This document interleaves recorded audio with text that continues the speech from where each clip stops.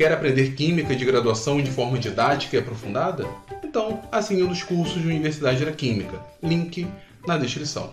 Pessoal, no último vídeo que eu gravei, falando minhas opiniões a respeito da entrevista dada pelo senhor ministro da Educação, o Ricardo Vélez Rodrigues, rendeu alguns comentários, vocês comentaram bastante, e alguns comentários foram bem interessantes. Então esse vídeo aqui vai ser uma derivação do vídeo anterior, discutindo um aspecto muito importante que vocês colocaram nos comentários: a valorização da educação básica. Galera, antes de começar o vídeo, eu gostaria de deixar claro a minha opinião a respeito da educação pública do Brasil. Eu sou a favor da educação pública, gratuita e de qualidade em todos os níveis: ensino fundamental, ensino médio, graduação, mestrado, doutorado. Sou contra a privatização das universidades públicas, sou contra a cobrança de mensalidades nas universidades públicas, independentemente da condição social da pessoa. Nós temos muitas coisas a serem mudadas em qualquer fase do ensino, ensino médio, ensino fundamental, graduação, enfim, tem muita coisa a ser mudada, mas em termos de qualidade, em termos de acesso às pessoas, eu considero que ela deve continuar pública, de qualidade e gratuita. No aspecto qualidade, bom, aí a gente vai ter que mudar bastante. Mas vamos lá.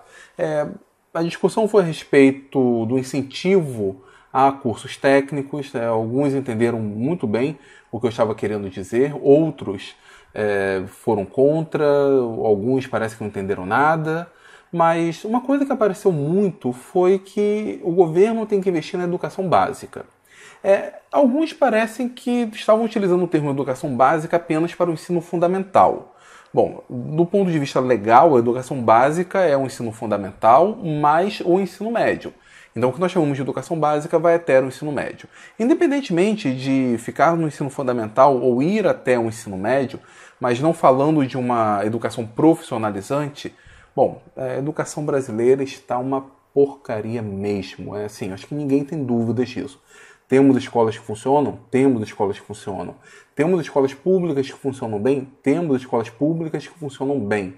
Mas esse percentual, galera, é muito pequeno. Só um detalhe, tudo que eu falar aqui é apenas a minha opinião, não estou procurando nenhuma prova, nenhum dado estatístico. É tudo com base no que eu acho e com as minhas vivências. Eu acho que eu tenho o direito de falar sim sobre isso, afinal, eu sou filho do ensino público brasileiro, sempre estudei em escolas públicas, fiz a minha graduação, meu mestrado, meu doutorado em instituições públicas, então eu conheço bem como funciona. E, enfim, há muito tempo mesmo, que a gente tem um ensino com uma qualidade muito ruim. Reza a lenda que em tempos imemoriais o Brasil já teve um ensino público de qualidade, um ensino básico de qualidade, que o ensino médio era difícil na época, segundo grau ou científico. Eu, sinceramente, eu não sei como que era a divisão antes do primeiro grau ou do segundo grau, mas reza a lenda que já foi de qualidade. E já há muito tempo ele não é mais. Eu acho que ninguém duvida disso daí. Existe sim uma supervalorização do ensino privado para a educação básica. Nós temos excelentes escolas privadas. Essas excelentes escolas privadas não são acessíveis para a maioria das pessoas.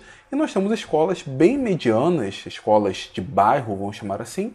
E essas escolas são escolas normais, comuns, não tem nada de especial nelas. Se você pega uma escola pública que funcione e você pega uma escola dessas escolas normais particulares, estão ali basicamente no mesmo nível, não tem grandes diferenças.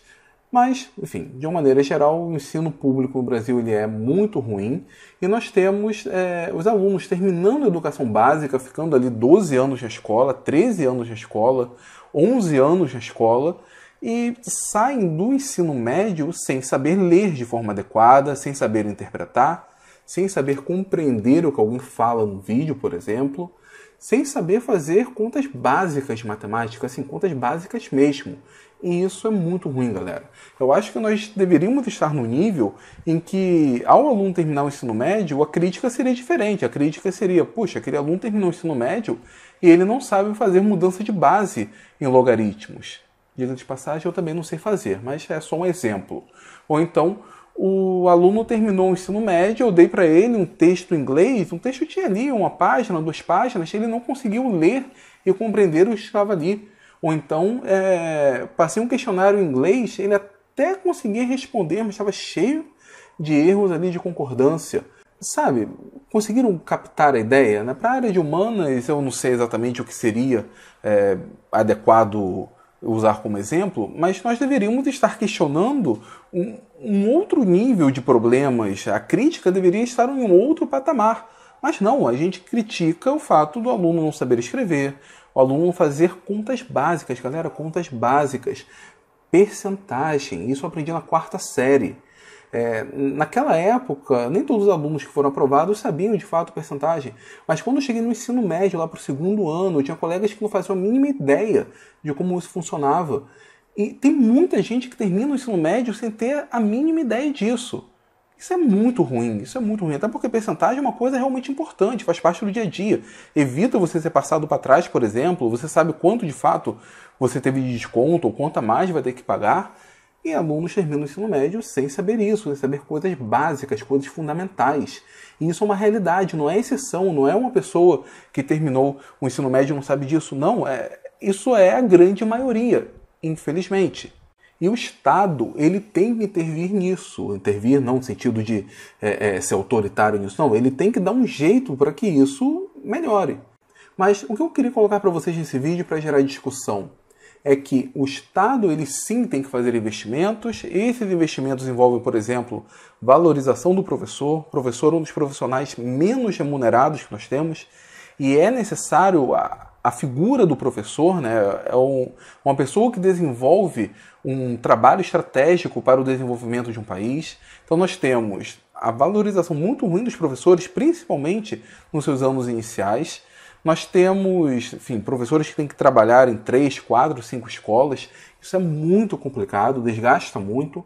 Nós temos falta de investimento em infraestrutura na escola, em coisas básicas, como papel higiênico, por exemplo, giz para o quadro, ou alimentação. Eu, no colégio, eu nunca comi na escola. E não é porque eu comprava na cantina ou levava algum lanche, não. Era hábito mesmo. Eu chegava às 7 horas da manhã e não comia nada, até mais ou menos 1 hora, 1h30, quando chegava em casa. Mas tem gente que depende dessa comida, talvez seja a única refeição do dia. Então, assim, o Estado tem que investir nisso? Tem. Só que o Estado ele não vai conseguir fazer milagre. O Estado sozinho ele não vai conseguir reverter essa situação. E eu acho que um fator preponderante nisso, para que o Brasil ele saia de um determinado nível de educação e vá para um outro nível, um fator preponderante nisso é a participação da família. A família é muito importante nisso. Deixa eu dar um exemplo para vocês. Lembro do caso que aconteceu com o professor Tiago, noticiado na Globo, no SBT, enfim, qualquer telejornal. Lembram dele, o professor que foi agredido em sala de aula? O caso do professor Tiago, infelizmente, não é um caso isolado. Ele é um exemplo que foi noticiado, de muitas coisas que acontecem no Brasil todo. Agora, vamos imaginar a mesma situação. Vamos imaginar aquela escola. Deu para ver que a sala de aula já estava toda destruída, estava suja, enfim. Vamos pegar aquela mesma situação, aquela sala de aula, tirar esses alunos, retirá-los ali da escola e vamos fazer uma mudança estrutural na escola, no sentido de pintar tudo, deixar a sala de aula linda, bonita, igual sala de curso de inglês, sabe? Toda colorida, com aqueles painéis, pôsteres didáticos, enfim. Vamos fazer uma mudança na sala de aula. Vamos aumentar o salário do professor Tiago, vamos triplicar o salário do professor Tiago. Ao invés de um quadro de giz, vamos colocar ali um quadro branco, canetas para ele escrever. Vamos colocar ali um data show, por exemplo, caso ele queira passar alguma coisa durante a aula, algum vídeo. Enfim, vamos fazer essas mudanças na escola. Vamos pegar esses alunos e colocar em sala de aula. Pessoal, vocês acham que teria alguma diferença todas essas mudanças na infraestrutura, mudanças no salário do professor? Não que isso não deva ser feito, por favor, não me entendam mal, galera. O salário do professor ele tem que ser valorizado sim, ele ganha muito pouco, principalmente o professor da educação básica. A escola tem que ter uma infraestrutura adequada, a sala tem que ser uma sala adequada. Mas essas mudanças mudariam o comportamento da turma? Eu acho que dificilmente. É aí que entra a questão da família, o papel da família. Os pais, eles têm que acompanhar os filhos na escola. Se os filhos tiram nota baixa, os pais têm que verificar isso, ir até a escola, conversar com a direção, conversar com os professores, e não ir na escola apenas quando o filho for reprovado, para falar com o professor, para tentar dar um jeitinho para que o filho passe. Ou, em alguns casos, até mesmo agredir o professor. Não, o pai não deve fazer isso. Ele deve acompanhar o filho na escola. Ah, não tenho tempo, trabalho o dia todo, enfim. Galera, colocou o filho no mundo, tem que criar o filho. E o pai tem que verificar isso daí. O pai ou a mãe, enfim, algum responsável tem que ir até a escola. Óbvio, talvez não todo mês, dar um jeito de sair um pouco mais cedo, no período de férias, mas ir à escola. Meu pai trabalhava o dia todo, ele não tinha como chegar na escola no horário razoável, mas quando possível, né, às vezes saía um pouco mais cedo e tal, ia na escola, nem avisava nem nada, ia lá conversar com o diretor, ia conversar com alguns professores para saber o meu comportamento, para saber as minhas notas. As minhas notas, na verdade, normalmente eram muito boas, tinha uma cadernetinha, ele sempre via, só que na verdade ele ia para saber qual era o meu comportamento na escola. Porque não é só nota que o pai tem que olhar, não, tem que ver o comportamento do filho. Às vezes em casa o filho é santo, o filho é perfeito, mas na escola provoca bullying, é briguento, não respeita o professor. Os pais têm que olhar isso, têm que olhar desde o começo, né? No ensino médio já é meio tarde, tem que ser desde o ensino fundamental. O filho tem que entender que existe autoridade, que existe uma hierarquia, que tem que respeitar isso, que o professor é autoridade na sala de aula. Então, esse é um aspecto fundamental. Sem isso, se o aluno acha que lá ele pode fazer qualquer coisa, que ele não vai ter nenhuma punição, vamos dizer assim, por qualquer coisa que ele faça, se ele não respeitar a hierarquia que existe na escola, se ele não respeitar as pessoas mais velhas, no caso ali o professor, galera, não adianta investimento. E quem tem que cuidar disso é a família. A escola vai colaborar, a escola vai ajudar, vai impor regras, vai cobrar essas regras, mas é a família que precisa verificar isso. E essa minha crítica independe da classe social. Tem pais que são ricos e que cuidam muito bem do filho, mostram para eles, ensinam para eles que é necessário ter respeito pelas pessoas. Existem pais ricos que mimam os filhos, acham que eles são reis, que são imperadores. Existem pais pobres que dão educação para os filhos, colocam limites neles. E existem pais pobres que deixam o filho livre fazendo qualquer coisa sem nenhuma fiscalização. E quando isso estiver alinhado com as políticas da escola, eu acho que nesse ponto nós vamos conseguir avançar. Se os alunos fazem algazarra na sala de aula, não respeitam ninguém, ficam fora, galera, se esse respeito mínimo não existir, não adianta investimento na escola. Se a família, logo no início, não fizer esse acompanhamento com os filhos, não adianta investimento na escola. Lembrando, tem que ter investimento nas escolas, tem que ter investimentos na educação básica. O professor, eventualmente, ele vai fazer algum curso de aprimoramento, vai ter que aprender novas técnicas, vai ter que se adequar à nossa realidade, mas, antes de tudo, tem que existir respeito na escola. Pelo menos, essa é a minha opinião. De novo, pessoal, deixar claro pela última vez, eu não estou falando que o governo não deve investir na educação básica, deve investir na educação básica, deve investir com cursos técnicos, deve investir na graduação, na pesquisa. Nós pagamos muitos impostos e esses impostos têm que ser direcionados para um local, para um ponto em que realmente ajude a nação. E a educação é um desses. Então, o que eu estou falando é que a família ela tem que ter a responsabilidade de cuidar dos seus filhos.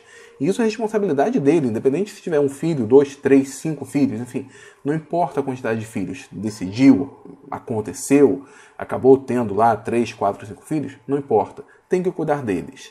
Tem que mostrar para eles que eles precisam de respeitar a autoridade do professor, a autoridade na escola.